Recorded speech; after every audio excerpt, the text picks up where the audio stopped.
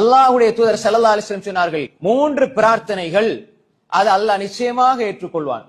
ஒன்று தாவத்துல் முசாஃபிர், பிரயாணியுடைய துஆவை அல்லாஹ் ஏற்றுக்கொள்வான். இது சஹீஹான ஹதீஸ். எல்லாமே நீங்க பிரயாணம் செய்றீங்கடா அந்த நேரத்துல நீங்க துஆ கேட்டால் அது ஏற்றுக்கொள்ளப்படும். இன்னைக்கு பிரயாணம் போனா பாட்டை போட்டுக்கிட்டு போறாங்க.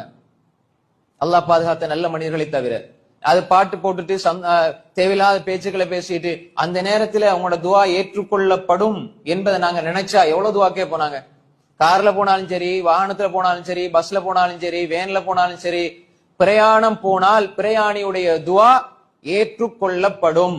அதே மாதிரி தாவத்துல் மதுலூம், அநியாயம் இழைக்கப்பட்டவன் அல்லாஹ்விடம் கையேந்தினால் அல்லாஹ் அதற்கு பதில் கொடுப்பான்.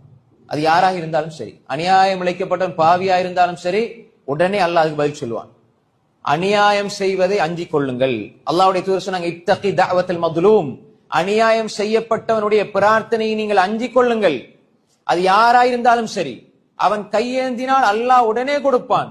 நீங்க யாரின் மூலமாக அநீதி இழைக்கப்பட்டு மன்னிச்சீங்கன்னா அது சிறந்தது. அதுக்கு கூலி அல்லாஹ்விடத்துல அதுக்கு இல்லையே இல்லை, அளவு கடந்த கூலி கிடைக்கும்.